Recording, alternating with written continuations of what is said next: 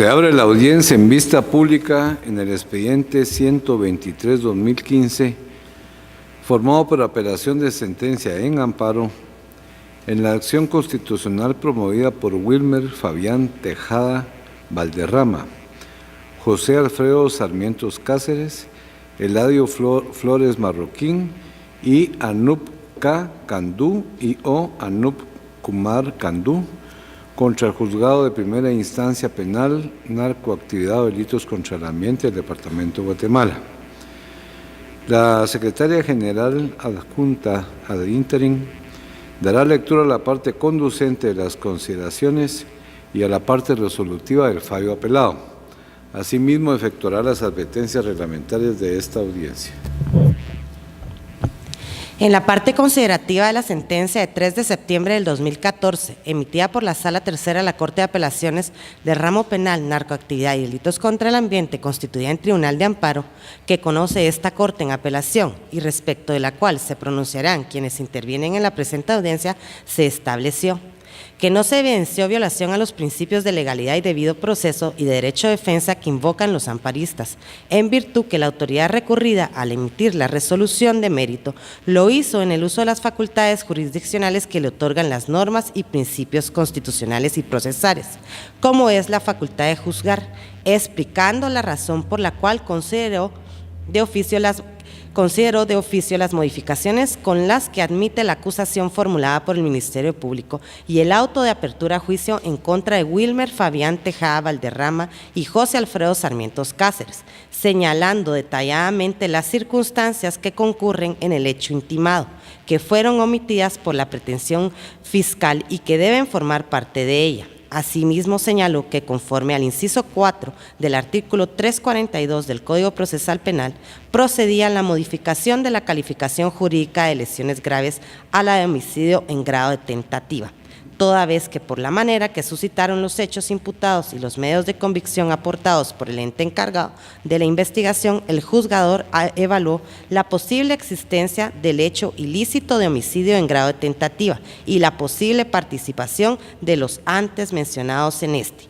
Lo anterior al considerar que conforme los dictámenes periciales se concluyó que por las heridas recibidas por 2 de las víctimas estuvieron en peligro de perder la vida, como se escucha en el tiempo de 3 horas del audio de mérito, que contiene la audiencia que constituye el acto reclamado.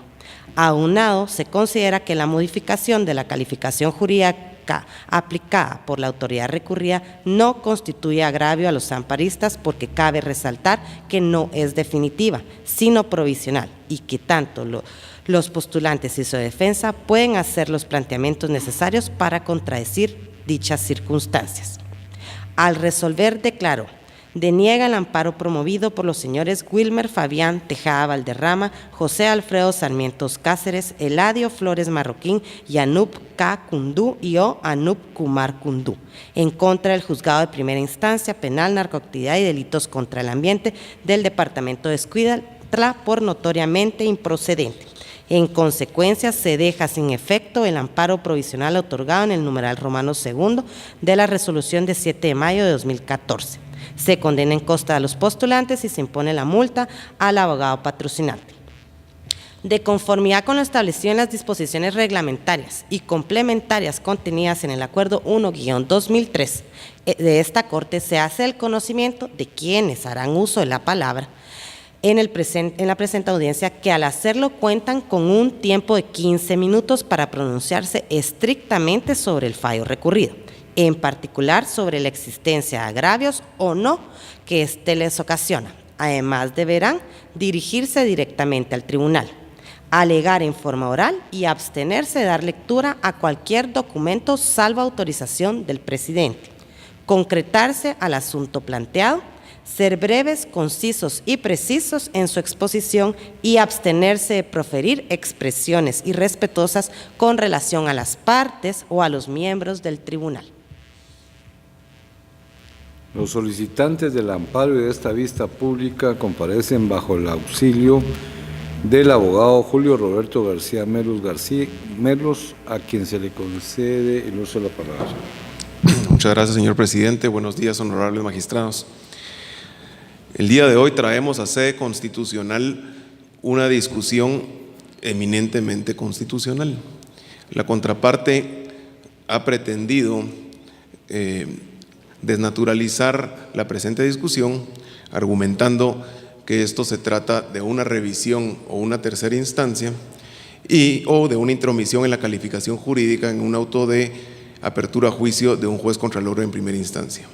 Esto no es así. Vamos a demostrar que en el presente caso el juez de garantías, como se le reconoce doctrinariamente en nuestro Código Procesal Penal, el juez de primera instancia, juez contralor, en el presente caso violó frontalmente el derecho de defensa de los aquí presentes. Los aquí presentes son representantes, trabajadores, expertos de la más alta preparación y calidad, algunos de ellos extranjeros, que han venido al país para lograr un reto que es la construcción de una planta de energía eléctrica de 300 megavatios con una inversión de aproximadamente $900 millones, con plazos estrictos, y que va a ser la planta de generación más grande de Centroamérica. Les cuento estos antecedentes porque estos procesos han sido parte de una serie de acciones legales encaminadas a bloquear e impedir que se concluya en tiempo esta planta. Los hechos, señor presidente, con su venia quisiera leer un breve pasaje de la acusación para poder explicar la violación constitucional. Muchas gracias. Los hechos que en el proceso penal se les imputan, y voy a leer lo que el Ministerio Público acusa. Dice: porque a usted, José Alfredo Sarmiento Cáceres, en su calidad de representante legal de la entidad Jaguar Energy Guatemala LLC, se le atribuye que ordenó que al representante legal de la entidad CMNC Jaguar Guatemala Sociedad Anónima se le negara el ingreso a las instalaciones de la planta Jaguar Energy. El día 15 de diciembre de 2013, aproximadamente a las 12 horas, llegó a dicho lugar el señor Feng Hun Sang, a quien se le negó el ingreso a dichas instalaciones, lo cual provocó que se reunieran varios empleados de la empresa CMNC Jaguar Guatemala, a quienes luego también se les negó autorizar el ingreso a las instalaciones de la planta, lo cual, al oponerse dichos empleados, usted indujo que el personal que resguardaba la seguridad de la planta disparara en contra de la humanidad de los empleados. Esta es la acusación. En resumen, lo que se está acusando del proceso penal es que el día 15 de diciembre no se le permitió el ingreso a 80 personas que pretendían ingresar de forma ilegal, allanar las instalaciones de la planta Jaguar siendo una propiedad privada. El señor José Sarmiento ni siquiera estaba ahí, era un día domingo. Él estaba en una casa de descanso en Amatitlán. Y se dan los hechos que no está de más indicar que los guardias de seguridad de planta Jaguar estaban preparados con equipo especial antimotines no letal. Las órdenes estrictas eran no tener armas letales que pudieran causar alguna herida grave en contra de alguna persona. Sin embargo, estas 80 personas intentaron ingresar a la planta Jaguar y un guardia de seguridad disparó con cartuchos especiales antimotines de hule, incapaces de causar la muerte porque son especialmente hechos para eso. Ninguno de los aquí presentes fue quien disparó. Ninguno de los aquí presentes estaba en el lugar donde esto sucedió. Esta persecución penal es en contra de los directivos, aduciendo que ellos ordenaron disparar a este agente de seguridad. El Ministerio Público acusa, entonces, esta acusación la presenta por el delito de lesiones graves. Alternativamente, el Ministerio Público hace uso de los recursos procesales, de las instituciones procesales que el Código les da, y acusa también alternativamente por el delito de lesiones leves. ¿Por qué lo hace? Porque el Ministerio Público, consciente de que puede no llegar a probar que los delitos son de lesiones graves, sino de lesiones leves, presenta una acusación alternativa. Esta es una herramienta procesal, técnica, que otorga el Código Procesal Penal precisamente para cuando no se logran demostrar todos los hechos de una acusación. Sin embargo, el acto impugnado consiste en el auto de apertura a juicio del juez contralor, que no es que haga una calificación jurídica distinta. Esto es importantísimo, honorables magistrados, porque ustedes acaban de resolver casos similares, el caso de Alaska en Huehuetenango. O sea, estas discusiones constitucionales ustedes las van a tener y las siguen teniendo, y es importante entrar al fondo de las funciones de los fiscales, del juez contralor, de qué es una calificación jurídica, una tipificación, la plataforma fáctica. Es importantísimo analizar estos elementos. El juez contralor no es que cambie la calificación jurídica de los delitos a los hechos. Lo que hace es que abre a juicio por el delito de homicidio en grado de tentativa únicamente en contra de dos de ellos, del señor Fabián y de José Sarmiento. A ellos dos les abre a juicio por el delito de homicidio en grado de tentativa. A los otros dos les abre a juicio por el delito de lesiones graves, alternativamente por el de lesiones leves. Des en cuenta, honorables magistrados, la contradicción del juez contralor. Siendo los mismos hechos, abre a juicio por dos delitos diferentes. O sea, hace y evidencia una frontal desigualdad en el proceso, una contradicción y una intromisión de las funciones del juez contralor en la labor fiscal. ¿Por qué digo esto? No lo digo porque el resultado no les beneficia a ellos dos.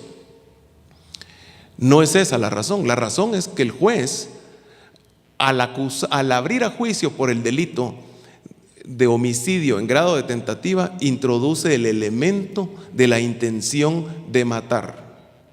Para que el delito de homicidio en grado de tentativa se consume, debe existir la intención de estos dos señores de querer matar a los agraviados en esos hechos. Si no existe esa intención de matar, no puede darse el homicidio en grado de tentativa. Entonces el juez lo que hace es poner en una situación de indefensión al sindicado. No solo a los indicados. Es importante analizar esta resolución porque afecta también al Ministerio Público. Pónganse ustedes en los dos papeles, en el papel del Ministerio Público o en el de la defensa. El Ministerio Público hizo su análisis. En un sistema sólido de un sistema acusatorio, los fiscales analizan sus casos y llevan a juicio a aquellos que tienen posibilidades de éxito. En este caso, el Ministerio Público hizo su análisis y llevó a juicio por el delito de lesiones graves. Pero el juez le sube el reto y le dice: no, usted tiene que demostrar que hay homicidio en grado de tentativa. El Ministerio Público debió haber impugnado esta resolución también, porque el juez le está exigiendo que demuestre un delito, que lo lleve a juicio por el cual él no investigó, él no recabó prueba y no acusó. Hace esta resolución de un juicio, de un debate oral y público antitécnico, violatorio del sistema acusatorio y del derecho de defensa. La defensa se defiende de la acusación, que es la plataforma fáctica, que es la tesis acusatoria. Vean que defendernos de una acusación que es por el delito de lesiones, pero abierto a juicio por el delito de homicidio en grado de tentativa, esto pareciera sacado de un libro de Kafka. Es un ejemplo del libro del proceso de Kafka. No sabemos de qué nos vamos a defender. Si somos abogados defensores, ¿de qué nos tenemos que defender? ¿Cómo vamos a preparar la defensa? ¿Nos vamos a defender de los delitos de lesiones? Pues esa es la acusación y para eso sirve la acusación. Tan es así el sistema acusatorio que el sistema acusatorio se llama es acusatorio porque la base de su sistema es la acusación. Debe haber una acusación clara, precisa, circunstanciada para que nos podamos defender de esos hechos claros y concretos. Y el tribunal de sentencia no puede tener por acreditados otros hechos que los contenidos en la acusación. Entonces, Vean la disyuntiva que crea este juez contralor al existir una acusación por un lado y un auto de apertura a juicio totalmente desnaturalizado por otro, porque no es que la calificación jurídica de los hechos sea diferente tomando en cuenta los mismos hechos, cambia los hechos. De tal suerte, honorables magistrados, que el Ministerio Público se ve obligado a llevar un debate por ciertos delitos teniendo el contingente de una apertura a juicio distinta. Hay incompatibilidad entre la acusación y ese auto infundado. Al grado que el abogado defensor que estuvo en esa audiencia le dijo al juez: señor juez, perdone, yo creo que usted se equivocó. Eso lo pueden ver en el expediente. Le dice el abogado, asombrado de esta resolución: yo creo que usted se equivocó porque los señores a los que ligó por homicidio en grado de tentativa no estaban en el lugar, tal vez se refiere a otros. Y él reiteradamente dice: no me equivoqué, abro a juicio por homicidio en grado de tentativa. Esta resolución no se ataca únicamente por falta de fundamentación, se ataca porque es una violación directa del derecho de defensa, en el cual en toda la etapa preparatoria se les acusa por el delito de lesiones y ahora se tienen que venir a defender de un delito del cual no fueron acusados. El Ministerio Público tuvo otras oportunidades procesales, si debió haber reformado el auto de procesamiento o no, no lo hizo. Incluso el juez pudo haberlo hecho de oficio, que esa facultad se le concede al juez, la reforma del auto de procesamiento para darle suficiente tiempo a los indicados de defenderse de los hechos que se le imputan. Al hacer esto, honorables magistrados, estamos permitiendo una violación a los derechos elementales y constitucionales de los indicados, y no solo eso, sino una tergiversación de un proceso acusatorio en donde las funciones del juez contralor y el juez de garantías, que su labor era la de velar por el respeto de estos derechos constitucionales, lejos de hacerlo, los violó. En ese orden de ideas, ruego a ustedes acceder al recurso de apelación planteado, revocar la resolución venida en grado y declarar con lugar el amparo solicitado. Muchas gracias.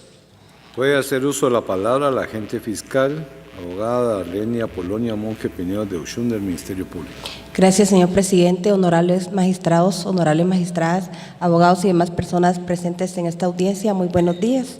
En el presente caso, el Ministerio Público comparte la sentencia de fecha 3 de septiembre del año 2014 dictada por el Tribunal de Primer Grado, ya que considera que el amparo promovido debía de ser denegado, toda vez que la autoridad impugnada, al dictar la resolución constitutiva del acto reclamado, ha actuado de conformidad con sus facultades legales contenidas en el Código Procesal Penal, específicamente en los artículos 332 bis, 336, 338, 339, 340, 341, 342, 344 del Código Procesal Penal, por lo que no existe agravio que deba ser subsanado por la vía del amparo.